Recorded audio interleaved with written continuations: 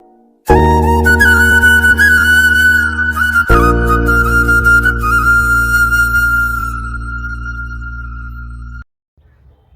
বন্ধুরা, পশ্চিমবঙ্গের কৃষি ও মাছ চাষ চ্যানেলে আপনাদের স্বাগতম। বন্ধুরা, আমার পেছনে আপনারা দেখতে পাচ্ছেন যে জমিগুলো, এগুলোতে কিন্তু এখন আলু চাষ করা হয়েছে। এই জমিগুলোতে আলুর পর কিন্তু বোরো ধান চাষ করা হবে। অর্থাৎ শর্ট টাইমে যে বোরো ধানগুলো খুব ভালো হয় সেই জাতগুলো নিয়ে আজকে আমি আলোচনা করব। কারণ এর আগের বছর আমাদের কোচবিহার জেলার অনেক চাষিরাই স্বর্ণ কোম্পানির চ্যাম নামে যে ধানটা রয়েছে, মোটামুটি 105 থেকে 110 দিনের ধান, সেই ধানটা লাগিয়ে কিন্তু অনেকেই কিন্তু অধিকাংশ চাষিরাই 90% চাষিরাই কিন্তু ক্ষতির সম্মুখীন হয়েছিল। তাই আপনাদের আমি আগাম জানিয়ে দিচ্ছি, যাতে আলু চাষ করার পর আপনারা এমন কিছু ধানের ভ্যারাইটি করলে যাতে আপনাদের ফলন খুব ভালো হয় এবং সেই চ্যাম ধানের মতো যেন ফলনটা মার না হয়। কারণ আগেরবার কিন্তু ধানে এমন সমস্যা দেখা দিয়েছিল যে প্রত্যেকটা শীষে ব্লাস্ট দেখা যাচ্ছিল, শীষে ধান একদমই নেই। দেখতে সুন্দর লাগছিল ধানের জমিগুলো, কিন্তু ধান একদমই ভালো হয়নি। বেশিরভাগ ধানই কিন্তু চিটে হয়েছে। এটা সম্পূর্ণ কিন্তু কোম্পানির বীজের দোষ ছিল। সে কারণে আমি আপনাদের কিছু ভ্যারাইটির কথা বলবো, যেগুলো চাষ করলে আপনারা মোটামুটি একটা ভালো ফলন পাবেন শর্ট টাইমের মধ্যে।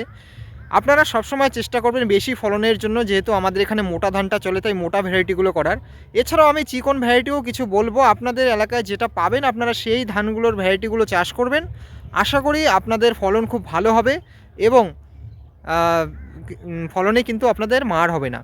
তো বন্ধুরা, চ্যানেলে যেসব নতুন দর্শক রয়েছেন প্লিজ চ্যানেলটিকে সাবস্ক্রাইব করে পাশে বেল আইকনটিকে বাজিয়ে রাখবেন, যাতে পরবর্তী নোটিফিকেশনগুলো সময় মতো আপনাদের কাছে পৌঁছে যায়। এবং চ্যানেলে যেসব পুরনো দর্শক রয়েছেন প্লিজ আপনারা চ্যানেলের ভিডিওগুলোকে লাইক করবেন, শেয়ার করবেন এবং সকলের মাঝে ছড়িয়ে দেবেন। তো বন্ধুরা, আমাদের কোচবিহার জেলা কিন্তু তামাকেও খুব বিখ্যাত। তো এই আলু এবং তামাক তোলার পর যে সকল চাষি ভাইরা বোরো ধান আবাদ করবেন, তারা কোন কোন ধানগুলো আবাদ করবেন আমি বিস্তারিত বলছি, আপনারা দেখতে থাকুন। যেহেতু আমাদের এদিকে মোটা ভ্যারাইটিগুলো খুব ভালো চলে, তাই আমি শুরুতেই আপনাদের যে মোটা ভ্যারাইটিগুলোর কথা বলবো। মোটামুটি 110 থেকে 15 দিনের মধ্যে এই ধানগুলো খুব সুন্দর ভাবে হয়ে যাবে এই ধান, এবং ফলনও খুব ভালো পাবেন। তার মধ্যে রয়েছে পানের 24-30। এর কিন্তু অন্যান্য ধানের তুলনায় একে সামান্য একটু ঘন রোপণ করতে হবে। এরপর পানের আরেকটা ভ্যারাইটি নতুন আমাদের এখানে চলে এসছে, মোটামুটি 115 দিনের মতো সময় নেবে। সেটা হচ্ছে পানের রিগো 2499 রিগো নামে পেয়ে যাবেন। এটাও আপনারা চাষ করতে পারেন। এছাড়াও মাইকো কোম্পানির 5569 এবং 5570 এই দুটো ভ্যারাইটিও করতে পারেন।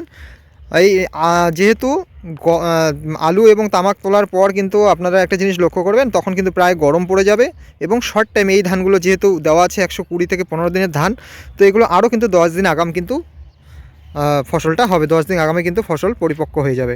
এছাড়াও আপনারা মোটার মধ্যে করতে পারেন ভিএনআর কোম্পানির ভীম।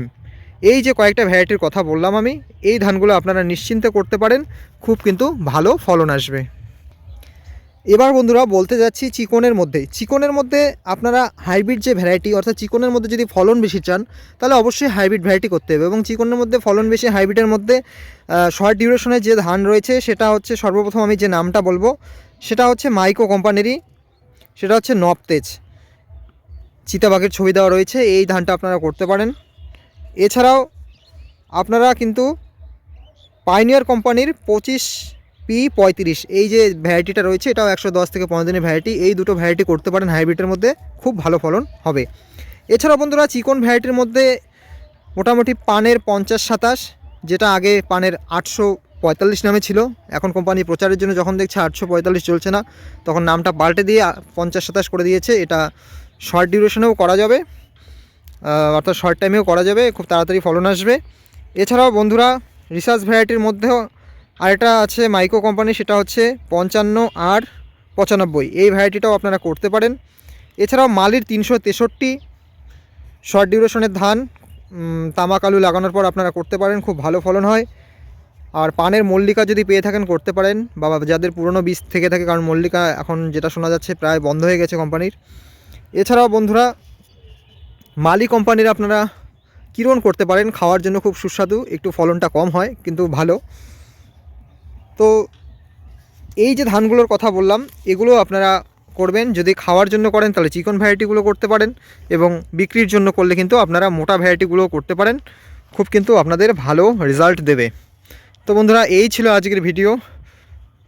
কে কোথা থেকে দেখছেন, আপনারা আপনাদের এলাকায় কোন কোন ধান রোপণ করেন আলু বা তামাক তোলার পর, প্লিজ কমেন্টে জানাবেন। এরপরে একটা নতুন আমি ভিডিও দেব, সেটা হচ্ছে আলু তোলার পর বা তামাক তোলার পর অনেকে লেট ভুট্টা করেন, অর্থাৎ শর্ট টাইমের ভুট্টা। সেই ভুট্টার ভিডিও নেক্সট ভিডিও আসতে চলছে।